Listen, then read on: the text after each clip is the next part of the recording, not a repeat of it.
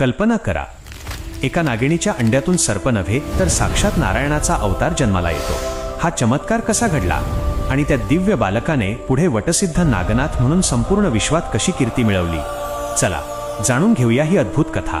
9 नारायणांपैकी अविर्होत्र नारायण यांना वटसिद्ध नागनाथांच्या रूपात अवतार घ्यायचा होता. एका घनदाट अरण्यातील प्राचीन वटवृक्षाच्या बुंध्यात एका नागिणीने अंडी घातली होती. भगवान विष्णूंच्या दैवी इच्छेने आणि योगमायेच्या प्रभावाने अविर्होत्र नारायणांचे दिव्य तेज एका प्रकाश किरणाच्या रूपाने त्या अंड्यात प्रवेशले. त्या क्षणापासून अंड्यातील नागाचा नैसर्गिक अंश नाहीसा झाला आणि तेथे नारायणाचे दैवी चैतन्य स्थिरावले.